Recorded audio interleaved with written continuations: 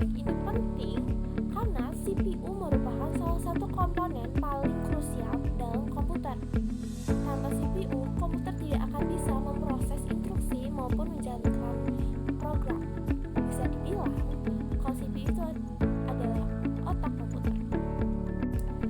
Baik, kita langsung saja ke pembahasannya. Komputer bekerja dengan prinsip EPOS. Apa sih EPOS itu? EPOS adalah input, proses, output, dan juga storage. Pada tahap input, data dimasukkan melalui keyboard maupun mouse.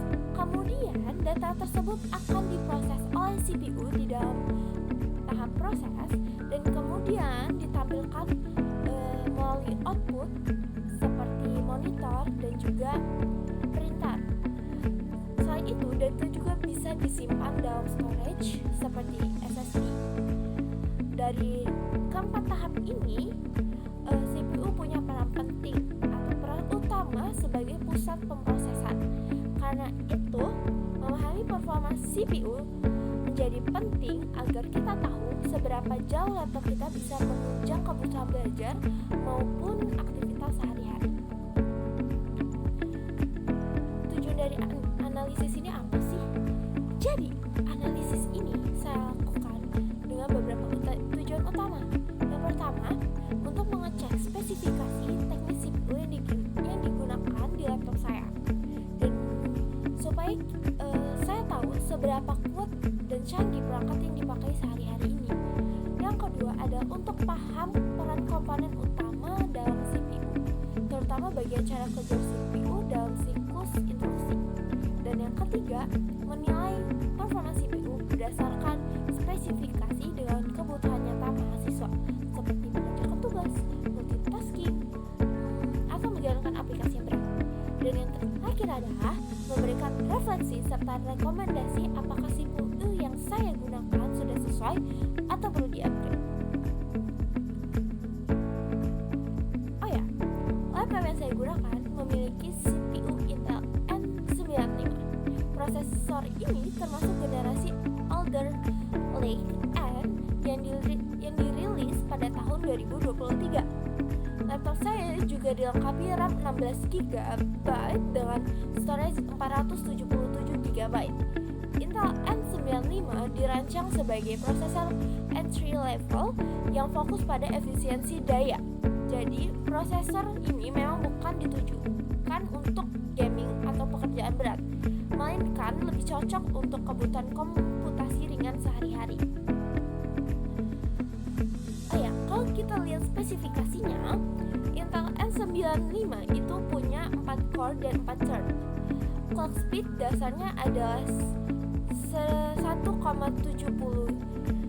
GHz, namun bisa meningkat hingga 3,4 GHz dengan fitur turbo cache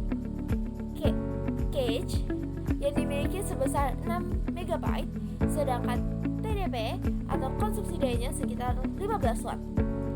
Apa arti dari angka-angka ini? Core dan thread itu tuh nunjukin berapa banyak instruksi yang bisa diproses secara paralel. Clock speed menunjukkan kecepatan prosesor dalam melakukan siklus per detik. Dengan 1,70 GHz, prosesor ini bisa melakukan sekitar 1,7 miliar instruksi per detik dan bisa meningkat lebih tinggi dengan turbo. Cache berfungsi untuk menyimpan data sementara agar CPU bisa mengaksesnya lebih cepat. Sementara TDP itu untuk menunjukkan efisiensi daya, yang artinya prosesor ini hemat energi dan membuat baterai itu lebih awet. Kemudian di dalam CPU terdapat beberapa komponen utama. Pertama ada ALU atau Arithmetic Logic Unit yang bertugas menjalankan aritmatika dan logika, misalnya perhitungan dalam aplikasi Excel. Dan yang kedua adalah Control Unit yang berfungsi mengatur aliran instruksi, misalnya saat kita membuka aplikasi Word atau browser. Yang ketiga ada Register yang berperan menyimpan data sementara dengan akses sangat cepat. Dan yang terakhir ada Cache yang mempercepat akses data yang sedang digunakan. keempat komponen ini itu saling bekerja sama dalam menjalankan instruksi sehingga CPU bisa bekerja dengan cepat dan efisien. Kalau kita bandingkan dengan prosesor lain, performa Intel N95 memang lebih rendah dibanding seri Core i3 atau i5 generasi baru. Tapi hal ini wajar, karena N95 memang ditujukan untuk segmen entry level. Kalau dilihat dari kebutuhan mahasiswa, sebenarnya prosesor ini tuh udah cukup memadai. Aktivitas seperti mengakses e-learning, mengetik laporan, membuat presentasi menggunakan aplikasi ringan seperti Word, Excel, dan Zoom bisa itu jalannya lancar-lancar aja. Jadi meski prosesor tercepat, Intel N95 itu bisa dibilang pilihan yang terjangkau dan tetap fungsional untuk kebutuhan akademik. Sekarang kita masuk ke siklus kerja CPU, yaitu fetch, decode, dan execute, lalu store.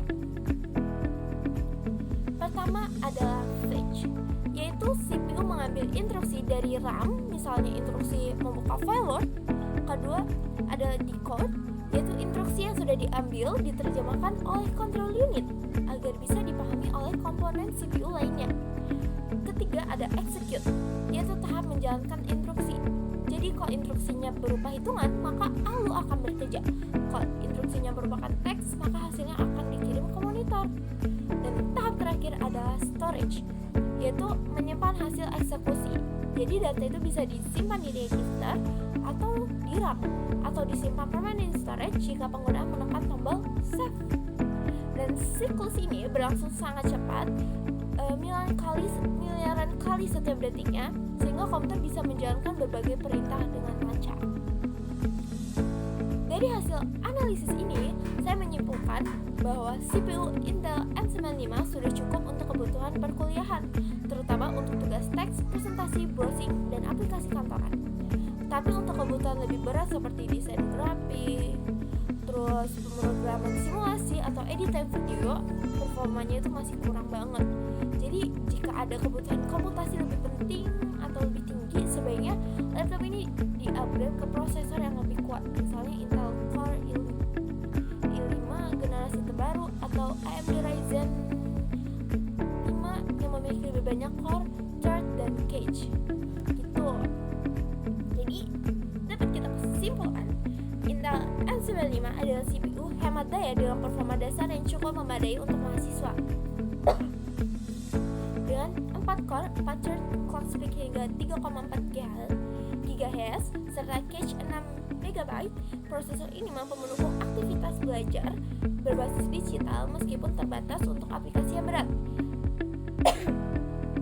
Saran saya, pengguna laptop dengan prosesor Intel N95 sebaiknya mengoptimalkan penggunaannya untuk aktivitas ringan seperti sampai menengah dan mempertimbangkan upgrade bila memang ada kebutuhan yang lebih tinggi.